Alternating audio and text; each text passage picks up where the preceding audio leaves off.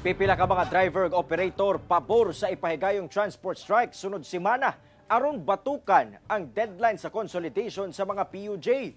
Ang detalye sa report ni James Pauloya.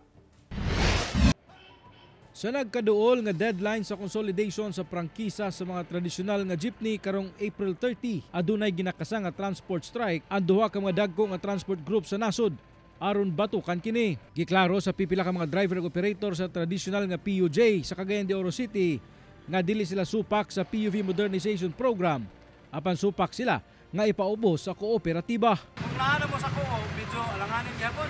Alanganin gyapon mi sa co-op kay ang uban kay dagi man ang likayan nga ang co-op imo ta pangortahan nga kitang mga operator.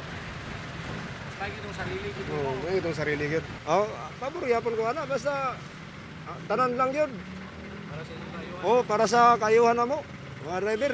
Sa monitoring sa Land Transportation Franchising and Regulatory Board 10 kun LTFRB nga anaa kunos sa kapin 90% ang nakonsolidate nga mga prangkisa sa PUJ ug PUV sa tibuok rehiyon. Busa kampante kuno sila nga wala nay muuban pa sa panawagan nga transport strike. Meron tayong hinahandang mga mitigating measure tulad halimbawa ng paghahanda ng mga sasakyan kung sakaling may mamonitor tayong affected na route. Sa Zamboanga City, uyon matud pa ang pipila ka drivers ug operators sa PUV modernization program nga ipatuman sa kagamhanan. Gani, sumala sa usa sa pinakadakong transport group sa syudad, anaa na matud pa sa 70 to 185% ang ilang mga miyembro nga nakakonsolidate na una ang deadline sa Abril 30, subay sa gianunsyo ni President Bongbong Marcos Jr. So far, no comment niyo regarding strike na Monday.